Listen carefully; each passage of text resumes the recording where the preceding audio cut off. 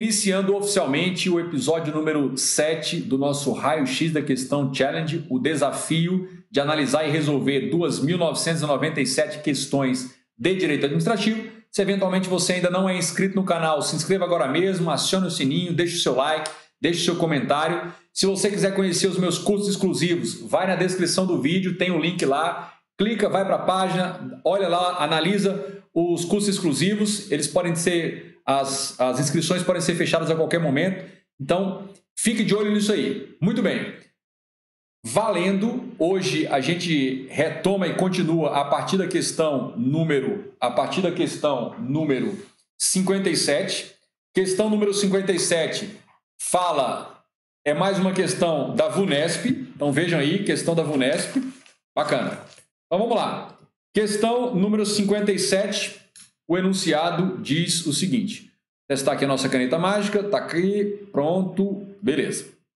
Bom, o enunciado diz, Apolo é a autoridade administrativa responsável por um inquérito nos termos da Lei de Improbidade Administrativa, a Lei 8429, no qual apura-se conduta ilícita de Hermes, que é servidor público, bem como de Dionísio, que é um particular empresário da construção civil.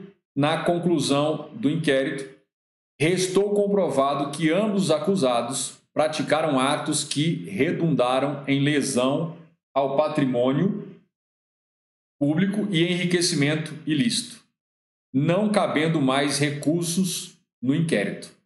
No entanto, antes de Apolo tomar qualquer providência, Hermes veio a falecer. Nessa situação hipotética, segundo o disposto na Lei 8429, Apolo será. Mais uma vez, eu quero registrar aqui. Não existe nenhuma outra banca no país, na minha opinião, na minha modesta opinião, que produza enunciados tão maravilhosos como a VUNESP. Se você não tiver uma boa capacidade de intelecção e interpretação de texto, porque reclamar da clareza você não pode. Se você não tiver uma boa capacidade de interpretar o texto para extrair dali os conceitos jurídicos, você vai tomar tiro, porrada e bomba na banca VUNESP. Então, beleza. Então, entendendo isso aí, vamos lá. Diz o seguinte. Então, o Apolo, quem é o Apolo? O Apolo é a autoridade administrativa responsável pelo inquérito. Beleza. No qual apura a conduta de quem? A conduta ilícita de quem? Então, só recapitulando. Hermes, que é um servidor público, bem como a conduta de quem? Dionísio. Então, Apolo, a autoridade que conduz o inquérito administrativo de investigação por improbidade. Os dois servidores que estão sendo investigados, o Hermes e o Dionísio, que é um particular. Então, Dionísio particular, Hermes servidor. O particular é o empresário da construção civil. Na conclusão do inquérito, restou comprovado que ambos os acusados praticaram atos que redundaram em lesão ao patrimônio público. Então, um servidor, em conluio com um particular, praticaram atos que redundaram, que acarretaram lesão ao patrimônio público. É um tipo de ato de improbidade que está lá no artigo 10 da Lei 8429/92. Não cabendo mais recurso na esfera do inquérito. No entanto, antes de Apolo tomar a providência, Hermes veio a falecer, ou seja, o servidor faleceu, ficou só o particular, que é o Dionísio. E aí a gente vai para a análise letra A. O que o Hermes, o Apolo deve fazer, que é a autoridade que conduz o inquérito? Deve mandar arquivar o inquérito em relação a Hermes em razão do seu falecimento e representar ao Ministério Público para a indisponibilidade dos bens de Dionísio. Sabe por que isso está errado? Que o artigo 8º da Lei 8429/92, o artigo 8º fala que o dever de ressarcimento pode recair sobre os herdeiros, sobre os sucessores. E vejam que o ato de improbidade cometido pelos dois, Hermes e Dionísio, é um ato que causa lesão ao patrimônio público. E nos termos do artigo 5º da Lei 8429/92, todas as vezes que se condenar alguém por improbidade na forma de lesão ao patrimônio público, deverá condenar ao ressarcimento integral dos danos. Só que aquele que for condenado, se já estiver falecido, aí aplica o artigo 8º para recair o dever de ressarcimento no limite das forças da herança transferida, recair sobre os herdeiros. Então, não posso arquivar em relação a Hermes. Continua, mesmo ele falecido. Se os herdeiros quiserem ingressar no polo passivo para defender o falecido e não serem responsabilizados, pode. E aí, ao final, se houver punição em relação a Hermes, na verdade, vai recair sobre os herdeiros, os sucessores, o dever de ressarcimento. Por isso, a letra A está errada. Bacana? A conjugação aí, eu vou colocar para vocês artigos 5º e 8º. De qual lei? Da lei que está aí no enunciado, a Lei 8429/92. A letra B diz que o Apolo deve representar ao Ministério Público para a indisponibilidade dos bens de ambos os indiciados, sendo que, no caso de Hermes, seus sucessores é que responderão até o limite do valor da herança. Perfeito. Gabarito, letra B. Então, vejam que a questão está centrada em dois importantíssimos dispositivos da 8429, artigo 5º, que fala no caso de lesão deve haver o ressarcimento integral, e o artigo 8º, que fala que a responsabilidade tanto do ressarcimento como da perda dos bens acrescidos indevidamente ao patrimônio do autor do ato de improbidade deve passar para a pessoa dos herdeiros sucessores até o limite do valor da herança transferida. Para confirmar o gabarito, letra C, a gente continua aí na letra C. A letra C diz: o Apolo deverá determinar o arquivamento do inquérito em relação a Hermes, por este ter falecido, e remeter cópia do inquérito à Justiça para a abertura de processo contra Dionísio. Não, na verdade, ele tem de pedir para o Ministério Público representar pela indisponibilidade dos bens. Então, na verdade, ele tem que aplicar o artigo 7º.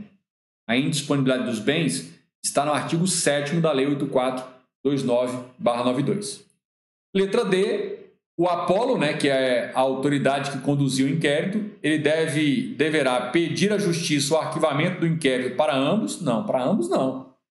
E o Dionísio, que concorreu, colaborou, tendo em vista o falecimento de Hermes e pelo fato de Dionísio não ser funcionário público, que deverá responder processo próprio na Justiça Comum. Olha, aqui já entra o artigo 3º da Lei 8429/92.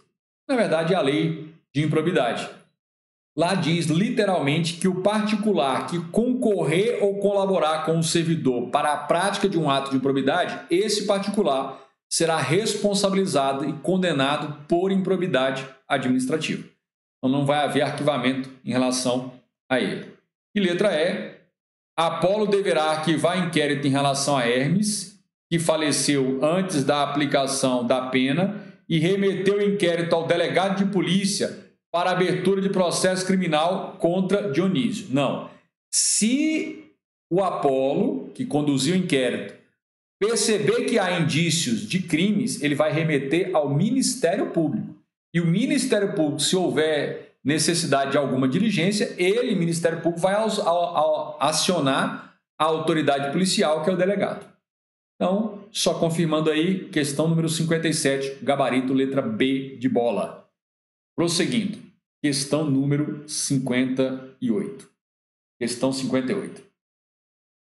A questão 58, também é uma questão da VUNESP, diz o seguinte: no processo administrativo regido pela Lei 9784/99, é a lei do processo administrativo disciplinar, processo administrativo federal, quando necessitar ser ouvido um órgão consultivo, o parecer deverá ser emitido no prazo máximo de 15 dias, salvo norma especial ou comprovada necessidade de maior prazo. Todavia, se um parecer obrigatório e vinculante deixar de ser emitido no prazo, o processo será. Então, vamos pensar o seguinte.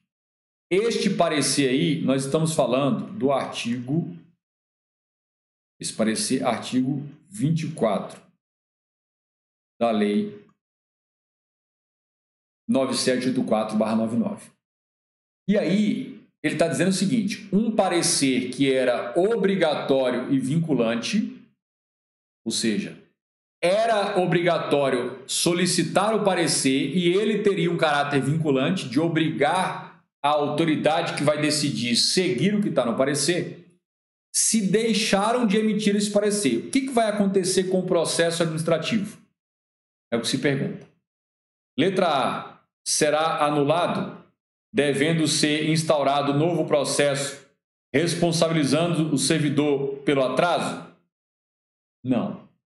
Não é nulidade ainda do processo. Letra B, terá seu regular prosseguimento, abrindo-se vista à defesa para a devida manifestação sobre a matéria? Não. Na verdade, o processo não pode seguir sem que antes retroceda um pouco para que a autoridade técnica competente analise e emita o parecer obrigatório e vinculante. Então, está errado. Letra C. Será suspenso pelo prazo de 30 dias para o órgão consultivo apresentar o parecer sob pena de responsabilidade administrativa do servidor. Não, a lei não prevê. A lei 9784/99 não prevê essa suspensão de 30 dias para que o órgão consultivo emita o seu parecer. A letra D diz assim, olha, não terá seguimento o processo até a respectiva apresentação do parecer, responsabilizando-se a quem der causa ao atraso. Então veja, anota uma coisa.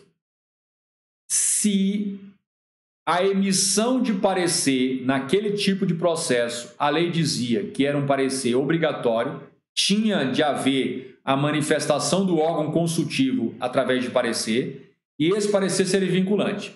Só que deixaram de emitir esse parecer. O que vai acontecer com o processo administrativo? Vai ser anulado? Não. O processo não pode seguir adiante sem antes o órgão consultivo manifestar o parecer, e quem deu causa ao atraso será responsabilizado administrativamente, disciplinarmente, por esse atraso, por essa omissão. Então, gabarito, letra D de doido. E letra E, o processo terá seu regular prosseguimento, ele não pode prosseguir, facultando-se as partes a apresentar parecer particular. Não existe isso das partes apresentar parecer particular em substituição ao parecer obrigatório do órgão consultivo. Não existe isso. E aí eu quero que você dê uma olhada lá no artigo 24 da Lei 9784/99. Questão 59. Questão número 59. A 59, o enunciado diz: Policarpo é servidor público e foi designado para atuar em um processo administrativo disciplinar para a apuração de infração cometida por Betinho. Então, Policarpo é responsável para atuar no processo disciplinar, Betinho é o servidor investigado. No entanto, antes de ser nomeado para atuar no processo administrativo, Policarpo havia movido um processo judicial contra a esposa de Betinho. Então, o Policarpo, que deveria atuar no processo investigando o Betinho, a esposa do Policarpo estava discutindo um processo na justiça com o Betinho, que ainda está em andamento, o processo na justiça. Nessa situação hipotética, conforme disposto na Lei 9784/99, Policarpo, anota aí, o enunciado da questão 59 trata de uma hipótese de impedimento para que o servidor atue num processo administrativo. Isso você vai encontrar no artigo 18, os impedimentos estão no artigo 18 da Lei 9784/99, essa lei que está aí no enunciado, e em especial a questão vai tratar do impedimento que está no artigo 18, inciso 3º da Lei 9784/99. Então, o que vai acontecer com Policarpo? Policarpo não está impedido de atuar no processo administrativo e não tem a obrigação de comunicar a existência da ação judicial. Erradíssimo. Policarpo sabendo que a sua esposa está litigando na justiça com o interessado nesse processo, ele deve fazer obrigatoriamente duas coisas. Uma, abster-se de praticar atos no processo. A responsabilidade é dele. Ele tem a iniciativa e o dever de não praticar nenhum ato nesse processo para não contaminar com nulidade. E o segundo procedimento do Policarpo é comunicar à chefia dele a situação de impedimento que está no artigo 18, inciso 3º da Lei 9784/99. É por isso que a letra A está completamente errada. Letra B. A letra B diz: Policarpo está impedido de atuar no processo, isso é verdade, e ele deve comunicar esse fato à autoridade competente. Perfeito. De acordo com o que você vai encontrar lá no artigo 18 da Lei 9784/99. Para confirmar o gabarito, letra C. Policarpo está impedido de atuar no processo administrativo, mas não tem a obrigação de comunicar esse fato. Não. Literalmente, lá no artigo 18, você vai encontrar a disposição legal dizendo que ele deve comunicar o fato. Está errado.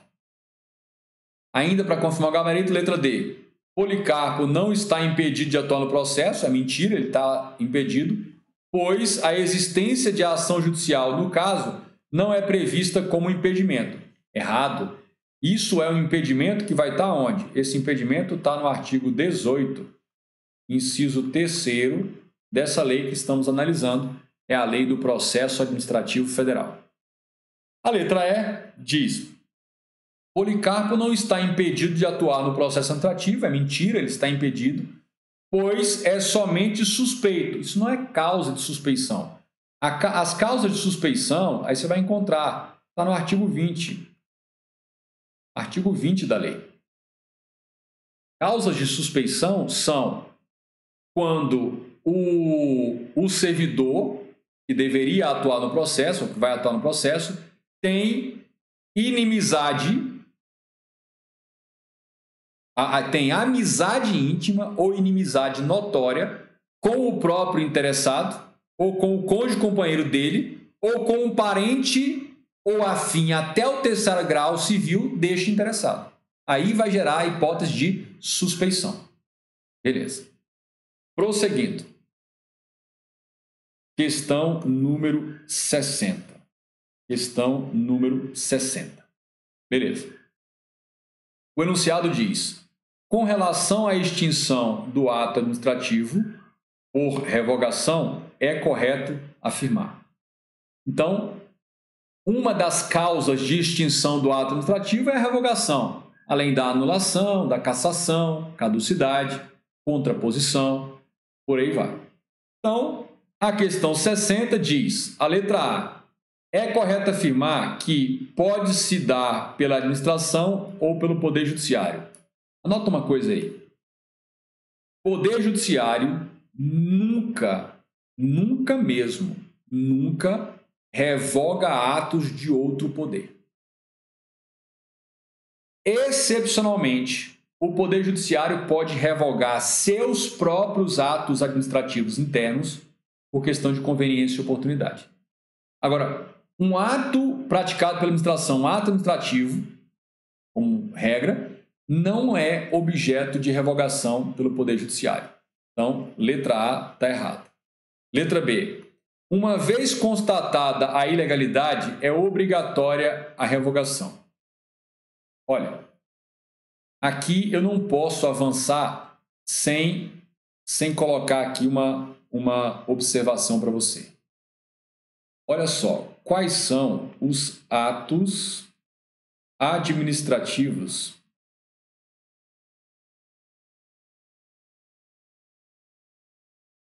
irrevogáveis?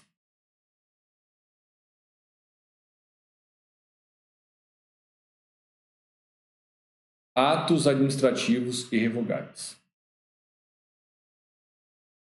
O Ministério da Saúde adverte: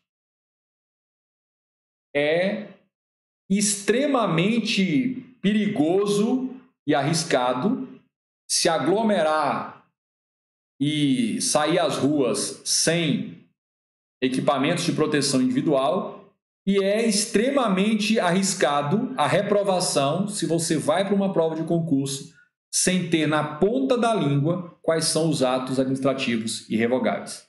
Então vamos colocá-lo aqui agora. Olha, são irrevogáveis, olha, irrevogáveis.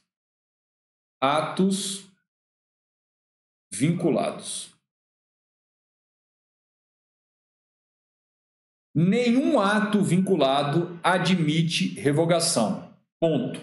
Memoriza isso. Além disso, atos ilegais ou inválidos.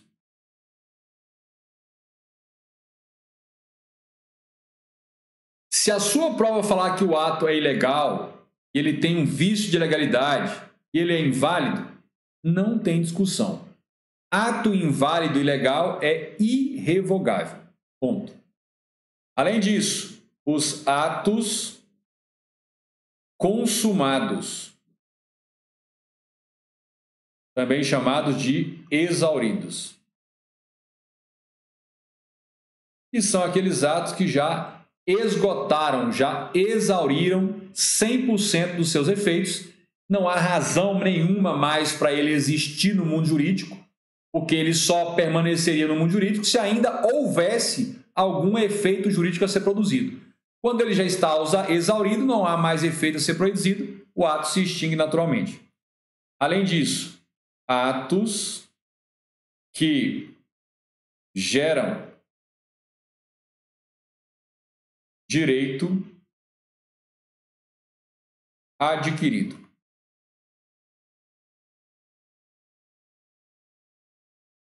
Falou na sua prova que o ato gera direito adquirido, ele é irrevogável.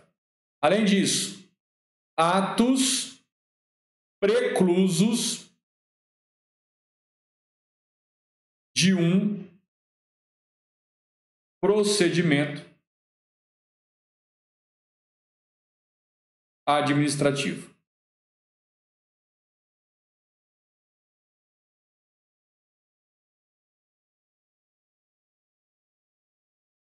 Nos procedimentos e processos administrativos, existe um instituto jurídico chamado preclusão. O que é isso? Processo administrativo é uma sequência de atos concatenados entre si para um resultado final, dividida em fases.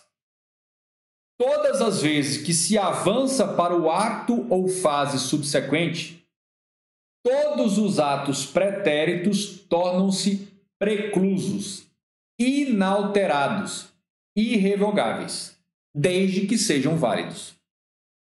Então, numa sequência de atos, num procedimento, todos os atos válidos pretéritos tornam-se inalterados e, portanto, irrevogáveis à medida que se avança para o ato ou fase subsequente. Essa é a hipótese aí. Além disso, nós temos os atos complexos e temos os atos compostos. Professor, então significa que eu tenho que memorizar todos esses atos? Sim, e ainda mais um. Atos enunciativos ou declaratórios.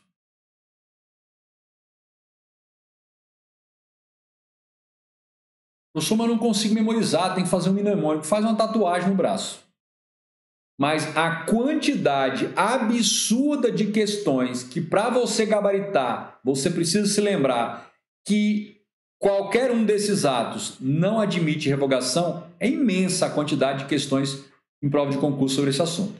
Então, fique esperto e atento para esta informação, que tem que estar no seu campo de revisão contínua. Muito bem. Então, a gente volta aqui, só para confirmar, olha só. A letra B. Constatada a ilegalidade, é obrigatória a revogação? Não, é proibida a revogação.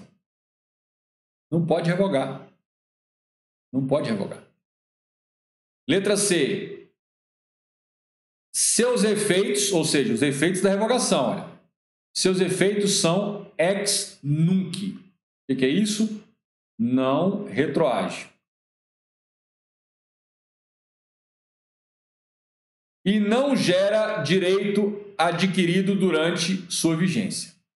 A primeira parte está correta. A revogação produz efeitos ex nunc, ou seja, do momento em que se revoga em diante. Os efeitos pretéritos já produzidos do ato permanecem. E os direitos eventualmente adquiridos durante a vigência desse ato deverão ser preservados. Por isso que a letra C está errada também. Letra D. Revogação está relacionada à discricionariedade e seus efeitos ex nunc. Olha, a revogação realmente é discricionária. Então, se a administração pratica um ato número 1, está aqui. Tempos depois, ela vai praticar um ato número 2. E esse ato 2 é para revogar. Este ato aqui ele é discricionário.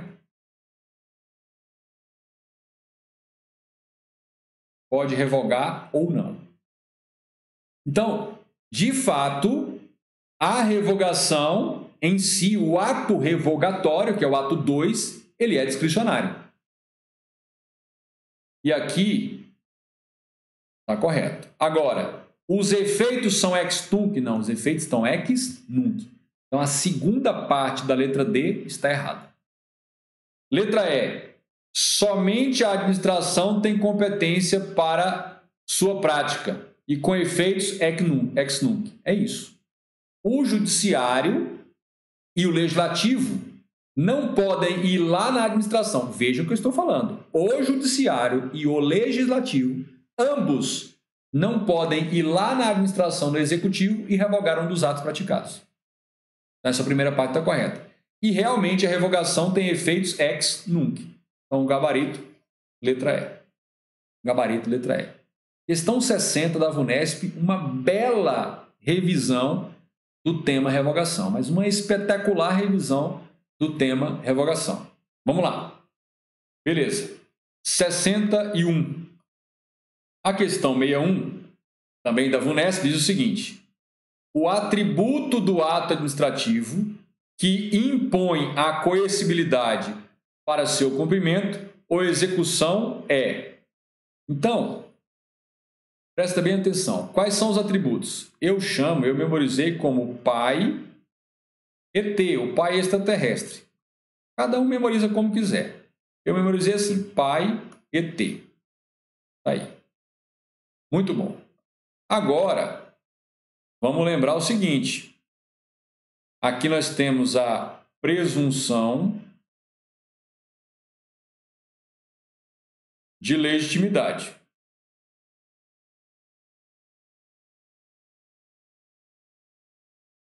Aqui tem a auto-executoriedade.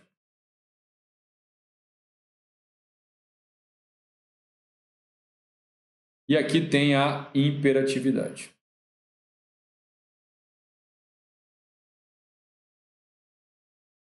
Aqui tem a exigibilidade. E tem a tipicidade. Bom, o que eu quero que você incremente de informação aí no seu arsenal de conhecimentos é o seguinte: boa parte da doutrina, liderados pela doutrinadora chamada Maria Silvia Zanella de Pietro, boa parte da doutrina diz que a autoexecutoriedade é um atributo que compreende a exigibilidade e a executoriedade. Então, ele está querendo que você marque a opção que se conecta, a opção que contenha um atributo que se conecta com a coercibilidade. A coercibilidade. Muito bem. Bom, coercibilidade tem a ver com forçado. ou impositivo. Beleza. Então vamos lá. Letra A, imperatividade. Ficou na dúvida? Letra B, presunção de legitimidade. Não pode ser. Presunção de legitimidade não tem correlação direta com coercibilidade, ou seja, com impositivo, imperativo, forçado. Presunção de veracidade, mesma lógica. Não tem correlação direta com a coercibilidade. Autoexecutoriedade, mais ou menos, pode ser. Estrita legalidade, está fora. Você iria ficar entre a D e a A. Grave uma coisa. A autoexecutoriedade, ela tem a ver com colocar a mão na massa, com concretizar os atos, e não com forçado. Então, ela teria a ver aqui com a executoriedade e com a exigibilidade. Na verdade, a coercibilidade é um desdobramento da imperatividade. Fique atento. Mas você vai encontrar quantidade de questão associando a coercibilidade com a autoexecutoriedade. Está errado. Coercibilidade não decorre diretamente nem da presunção, nem da autoexecutoriedade, nem da tipicidade. Tem correlação com a imperatividade. Coloca para mim nos comentários se este detalhe vai entrar no seu material de revisão. Coloca aí nos comentários se esse detalhe vai salvar a sua pele em um concurso daqui para frente. Coloca para mim nos comentários aí para eu saber como é que tá. Ou se você já sabia, estava tranquilo. Questão 62. Questão 62. A questão 62 diz o seguinte: Alonso é servidor público ocupante de cargo em comissão de livre nomeação e exoneração. Seu superior que o nomeou para o cargo, descontente com seu desempenho, resolveu dispensar Alonso de suas funções, sem um processo administrativo fazendo constar que a sua exoneração se deu por motivo de improbidade administrativa. Vejam bem, Alonso era o superior hierárquico nomeante, beleza,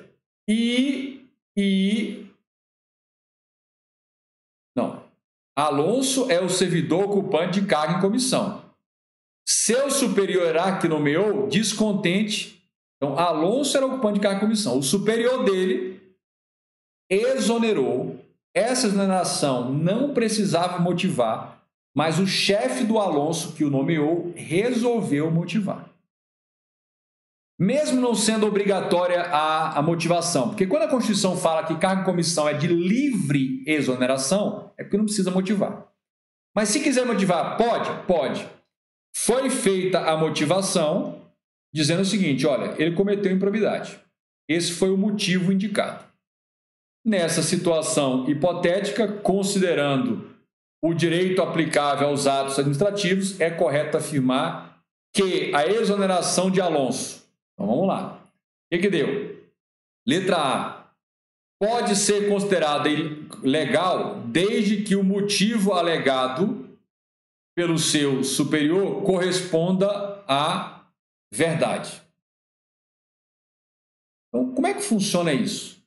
Ela pode ser considerada legal desde que o motivo alegado pelo seu superior corresponda à verdade? Letra B. Não se deu dentro da legalidade, uma vez que Alonso, neste caso, somente poderia ser dispensado pelo Poder Judiciário. Não, também não é assim. Quer dizer que o ocupante de um cargo do Poder Executivo, quem vai dispensar, quem vai exonerar, é lá no Judiciário? Não. Letra C. A letra C diz o seguinte: não poderá ser considerada legal se o motivo da dispensa não foi aquele que constou no ato de exoneração, por violar o princípio da motivação. Está aqui o gabarito. Letra D. Deve ser considerada legal, ainda que o motivo da exoneração não tenha sido improbidade. Não.